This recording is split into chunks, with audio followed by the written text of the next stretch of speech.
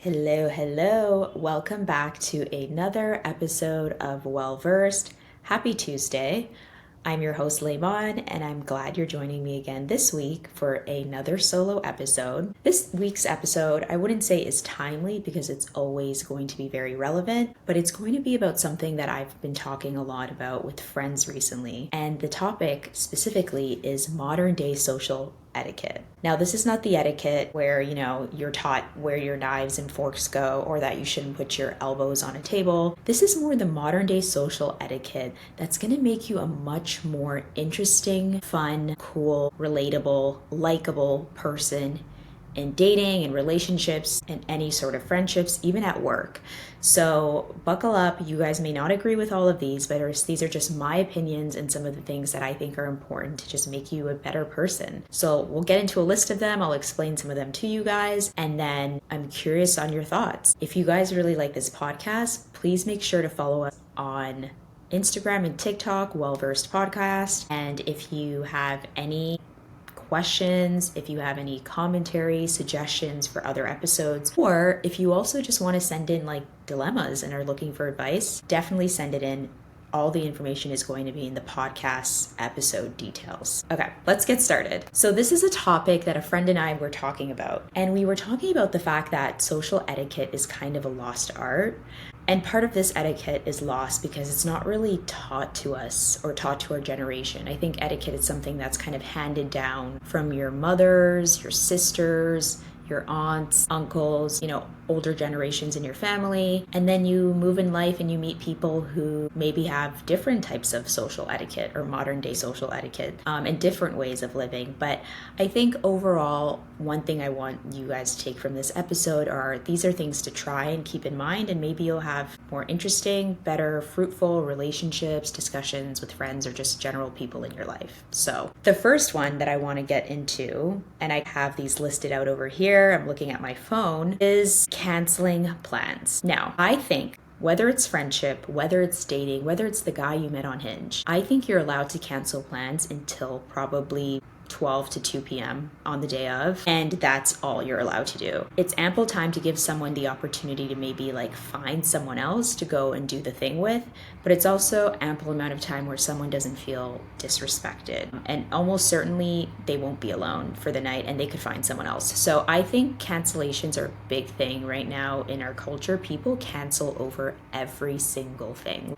Forget being sick. Being sick is allowed. People cancel because they're not feeling it. They're emotionally drained, their social battery not up to par. They had a bad day at work. If you're one of these people, I understand it's really, really hard to be social and it's really hard to get yourself out of that. But I need you to put on that perspective that when you commit to something with someone, act like if you don't go, this person's never going to speak to you again. And even if that's not the case, if that gets you out of bed and doing what you're supposed to do and what you committed to, I think that's all the motivation you need. But canceling is very, very tacky.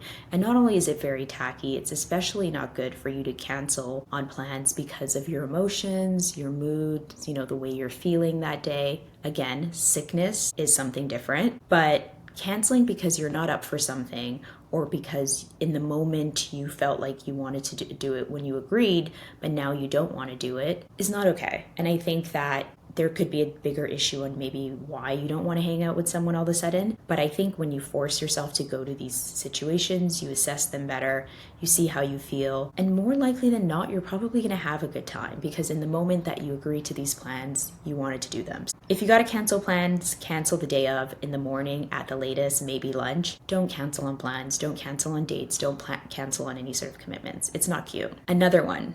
This is with friendships, this is with relationships, this is with people in your life. When you're catching up with someone, if you find yourself talking a lot, ask yourself when's the last time you asked someone a question. Now, this is for people who are friends, but this is also in dating.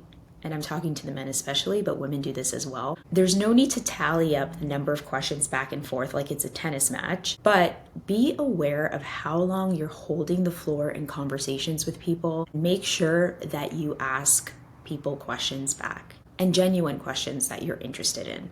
Don't listen to someone to respond out of relatability. Listen to someone so you can understand them better. And when you're talking to someone and they're telling you about a topic or something that's important to them, or maybe it's just casually sharing information, think about if you have the full picture and what more can you get out of this information that they're sharing with you and how you can better understand them. This is really, really important. And I know it's super hard to do because sometimes we think that relatability is a way for us to connect with people. So it's like, I went to this movie and you're like, I went to this movie too and I thought this. I get that. And that's also great to have in some capacity, but always try to ask the other person questions and always make sure you're not holding the floor. This is also extremely relevant in the work environment, and trying to be likable amongst people is making sure you ask people questions about themselves. People may not want to admit it, but people love to talk about themselves. So one of the key ways to be successful in the workspace is to ask people about themselves, even if you're not that interested.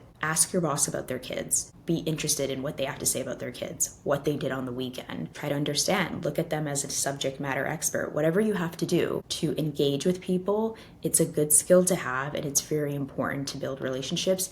And it makes you much more likable, which makes you much more interesting, which makes you build more friendships and more connections with other people. Another one, which is kind of controversial, is if you commit to something with someone and you go, for example, someone has an event and you have to leave early, it's actually, I believe, acceptable to tell a lie in order to leave a party. And the reason for this is it's probably worse for you to leave an event without reason, especially when the event has a schedule, but it's even worse for you to leave and not have a reason. So I actually think it's kind of okay for you to lie in order to leave a party, drinks, whatever you have with someone going on. The next one. Okay, so another one. I really believe in this. It's such a small touch that you can do to build better relationships with people, but I truly believe in gifting randomly. I think that giving someone a gift, and it doesn't need to be expensive, giving people gifts randomly that are maybe relatable to them, that are interesting to them. Maybe you heard someone is interested in a book or a series, you get them the book. Maybe you just get someone flowers. Maybe you actually get them a gift or something that they want. Maybe you treat them with, some homemade jam or whatever it may be. Maybe you love to cook and you drop some cookies off. The art of randomly gifting people is so lost upon us, especially in our generation. I think it's so important to be that person. It's the small things that make people really remember you, but also it's proper etiquette as well. And I especially believe this for new relationships that you're forming. We often expect this from our long-term friends and relationships we have with people, but for new friendships, it's super important to make your friends feel like you care about them. And part of that is gifting people. It's just a nice way to offer someone something that, is thoughtful and makes them feel special. So I definitely think we need to bring back the art of gifting. So next on the list is compliments. Receiving compliments, but also giving compliments. When someone compliments you, the worst thing you could do is respond with something negative. I know it's an insecurity. I know sometimes it's something that's just very natural. It's a natural reaction or response. Maybe you don't like the attention. But when someone goes out of their way to compliment you and you respond with something negative like, oh, my hair, no, it's not that great. Or, no, really? I don't think it looks that good on me. It's almost discrediting the person who went out of their way to compliment you. So instead, sit in a compliment and say thank you. That shows confidence, that shows respect, and that shows you're receiving it. On the other end, I believe when someone compliments you, don't compliment them back. You may be tempted to, you may want to, you may actually genuinely feel it, but I think that when someone compliments you back, or when you compliment someone and someone compliments you back, it sort of takes away the genuineness of it. So compliment people, sit in that compliment, and don't give compliments back just because someone complimented you. Another one, always ask how to pronounce someone's name. Always ask. Don't ever assume, of course, unless it's the obvious standard, common name, but asking someone how you pronounce their name and repeating it in front of them is the classiest thing you can do. It's such a sign of respect. You can go a step further if they have an interesting name and ask them what it means. And you can go a step further by referring to people by their name. Some of the most successful people in business, some of the leaders that are well known and respected at companies, one thing they do and one thing that a mentor of mine told me is when you are new at a company, or even if you're not new at a company and you're just getting to know people, every time you see someone, refer to them by their name. It just gives a genuine feeling behind it and makes people feel respected. It makes people feel like you personally know them, even if you don't. And it's just like a huge confidence indicator, I feel, and makes you think that this person, knows me, they consider me, they remember me. So tip for you, if you really want to be successful and likable amongst people, always refer to people by their name. Like when I started a new job, I always make sure to call every single person by their name. Even if you're looking at me and I see you, I'm still going to call your name just so you know that I'm speaking directly to you. So that's a little tip. Another one this is going to be really controversial on my list of social etiquette. And some people may not like this, but I really think that we should stop asking people what they do for their job. And don't come for me. I know you're going to be like, well, maybe you don't have a job to be proud of. I do. And I say this as someone who's been on both spectrums. I've had jobs that have been considered like very respectable roles that people admire and want to break into. And they think like, whoa, you do some amazing, cool things in your career. And then I've had just really, regular jobs that maybe someone wouldn't be interested in asking about. And so being on both ends of it, I think asking people what they do, especially when you just met them, is a little bit classist and also a little bit boring. I'm sorry. I just think it's really boring. I think you could do better. You can ask or speak to other topics. But when you ask someone what they do for a living in the first 10 minutes of meeting them, it just gives, what can I know about you quickly to judge you based on the job that you do, even if that's not truly a reflection of who you are. And so I think that if you want to take it a step beyond that and be more interesting, cool, and likable, you just simply ask someone,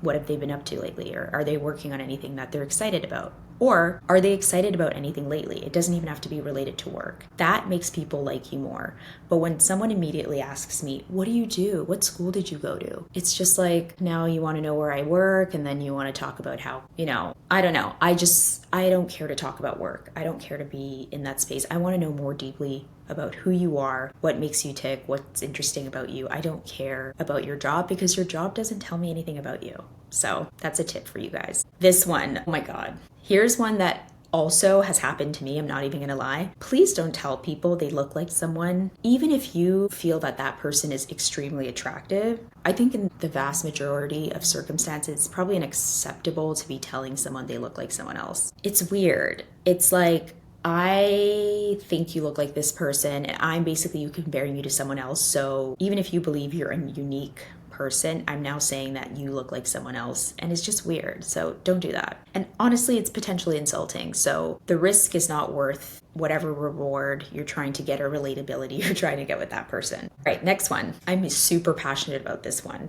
Again, this is in the category of social etiquette when it comes to new friendships. I don't know what's happened to us as a whole and why people don't understand the social etiquette that is important when it comes to hosting and visiting someone's place for the first time. I think generally we're having a crisis where people are very lonely. People want to make more friends, and it's very hard to make friends. And considering the economy and how expensive everything is, I'm surprised that more of us are not hosting.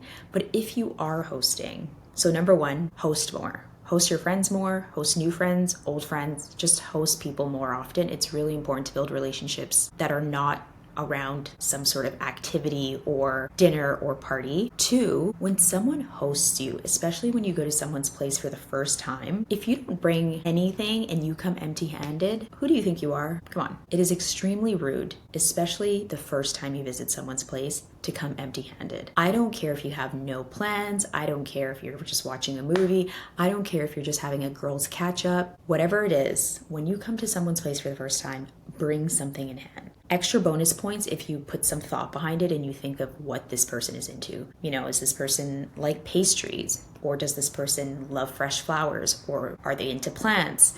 Or you're just bringing drinks over? Or you're bringing a small cake? Something for you guys to share, that's even better. Whatever it is, when you come to someone's house, make sure you bring something in hand. And then the second point of that is when someone is constantly hosting you in their place, make sure you bring something, because hosting is also an effort. This person has to make sure their place is clean. They have to make sure they have the right beverages and snacks and things for you to have. So be thoughtful of that.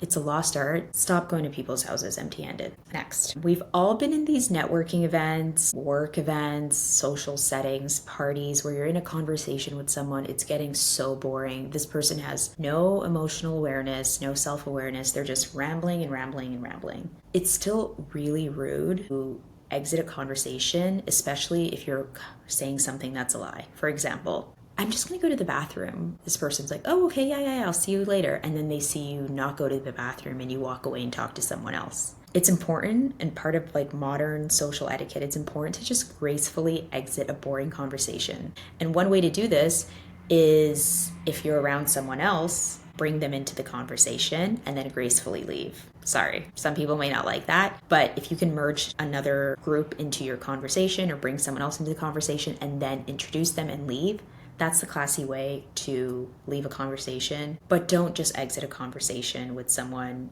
in a rude manner, because it's very obvious that you don't want to talk to them. So don't say you're going to the bathroom. Be a little bit more nicer than that. When it comes to being on time, I've had to talk to a lot of friends about this and be extremely real with them. And I've been like, girl, you literally are always late, and me sitting here and waiting for you is icking me the fuck out. I need you to be on time, and if you're not going to be on time, I need you to realistically tell me how far you are. Being on time is so important. Being on time is not just for work events. Like, if you can go to work on time, you can respect your friends and show up on time as well. And part of that is either one, just being on time, but also if you're not going to be on time, letting someone know.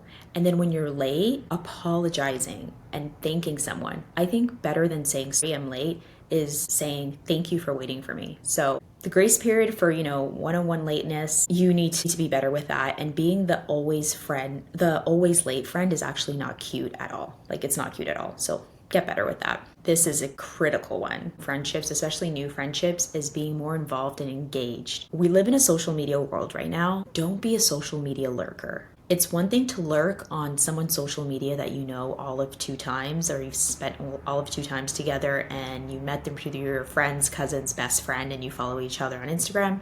That's cool. But when you see your friends accomplishing and doing amazing things on social media and all you do is stare and look at their stories, their TikToks, I think that's kind of poor etiquette. Like, why are you creeping and watching your friends? Why aren't you supporting them, liking them, encouraging them? An example for myself that I've noticed is I've been training for a half marathon, and every Saturday I have my long run, and I post my results on my Instagram and my story, and you'd be so surprised how much even just strangers or people I would consider acquaintances are like, good job, you go for it, love it, amazing. And then people in your life that you presume to be close to barely encourage you or barely, give you a fist pump and just say, hey, keep it going, or we're so proud of you, or you're training for a marathon. Keep it classy, encourage your friends, support your friends on social media. Social media sometimes is a form of, sharing with others what you're doing, but it's a form of interaction as well. And it's cool to not interact with the content of people you don't really know or people you're just acquainted with.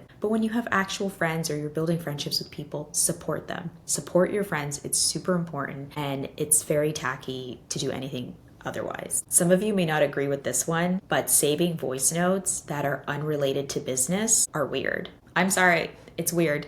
To me, it's very weird. If I'm crashing out and telling you about my problems, if I'm telling you, my boyfriend broke up with me, I'm so sad, he said this, I'm crying, and you see someone is in a state of despair and they're sending you a voice note and you save the voice note, you're a fucking weirdo. Don't save voice notes. You're weird. That's so weird. Don't save someone's voice notes. If it's about your plans, what you're doing, some business related stuff, checklists, checks and balances, cool, save it for later. Maybe you're in the middle of something. But saving voice notes when you are discussing something extremely personal is a little weird. Think of it in the context of if someone else was saving your personal secrets. Like, sometimes voice notes are used for people to share context on really deep and personal things to them, and I think it's a little weird. Don't say voice notes. Conflict. We all have it. It happens amongst relationships, friendships. We're not always going to agree. If you are having conflict with someone and you send them blocks of blue text, it's not okay. I know it's tempting to get your words out via text message. You might even be better at communicating by writing it down. And that's okay. Write it down in your journal, write it down in your notes app. Pick up the phone and call people when you have problems with them and discuss it. When you send someone blocks and blocks of blue text, even if you mean well, it's extremely anxiety driving. Like, it's very, very scary. And it overwhelms the other person because they don't know how to respond. Now they're just like, I can't tell the tone. I don't know if you're mad at me. I don't know if you're not mad at me. I don't know if I'm in trouble. Like, why are you sending me so much text? Especially if the text if I have to scroll, or even worse, if I have to click into the message and it takes you to another screen where you can scroll like you're reading an essay or a document. Don't do it. Pick up the phone, call people. If there's a problem, discuss it. Relationships, here's another one. Relationships are not meant to be transactional, but everything in life is a bit symbiotic. What that means is if someone gives you a gift, you give them a gift back. If someone attends your wedding, you try to attend their wedding back. It means if someone gives you a gift, you give them a gift back. Reciprocating the efforts that someone is doing for you is extremely important, and I think it's super, super tacky to accept kind gestures from people and not return the same. You shouldn't feel like you have to, but if someone is going out of their way to do things for you, I believe you shouldn't accept things from people who you wouldn't do the same for. And the excuse of, well, they just are always wanting to do this for me, or they're always wanting to help me out, or they're always wanting to give me advice, or they're always wanting to buy me gifts. That's cute, but I think that you should reciprocate it. And I think it's proper social etiquette to reciprocate what people do for you. I'm just going down a huge list today, so I don't even know what number we're on right now, but another one for you guys is making plans with people. If you have plans with someone, it doesn't even matter if it's your closest friend. If you have plans with someone, give them a heads up and ask them if they are okay with you inviting a third person. Even if you guys are all friends, there's no issues. Don't invite people to plans you have specifically with someone if they're not aware of it. It's very rude. It's inconsiderate. You don't know, maybe they want to talk to you about something that day. You don't know what you guys are going to get into. You don't know if it's going to be a personal catch-up or if you're just hanging out and having fun. Regardless of what it may be, check in with people and ask them if they're okay, or if they're okay with you inviting an additional person, an additional friend, especially if you guys have already made plans with that person. Last but not least, another one for dating. I think it's okay to ghost someone if you've only hung out once. But I think that after the first date, it's actually incredibly rude to ghost someone. We need to be adults and just tell people we're not interested in them, whatever it may be. You don't even need to get into the details, or you may get into the details. It doesn't really matter. But if you go out with someone for a second time, and time is so precious, like giving your time to someone and going on a date and spending a couple hours with them in a week, to me is a lot of time. Make sure that you send them a text if you don't want to see them again. 1 date, it's cool. 2 dates, send the text. It doesn't hurt to send the text. And you might be like, well, I'm kind of worried how they're going to react. Are they going to be mad at me? Or what are they going to say? Or their reaction? Who cares? Part of being an adult is just being open with people and telling them exactly how you feel. I think it's just common courtesy to do that. And especially if someone follows up with you, tell them that you're not interested and that you don't want to see them again. It's not the end of the world. All right, guys, that's the end of this very short episode. I hope this was interesting to you. Those are just some thoughts that I have on social etiquette. I hope some of these resonated with you guys, and I hope you probably listened to some and were like, I kind of do that and I probably shouldn't, or I don't do that and I should. Let me know what you think. Also, follow me on social media, Well-Versed Podcast on Instagram and TikTok. Share your thoughts on what are some modern day social etiquette tips that you have for others that are missing or that you'd like to see. And yeah, I'll catch you in our next episode. Bye.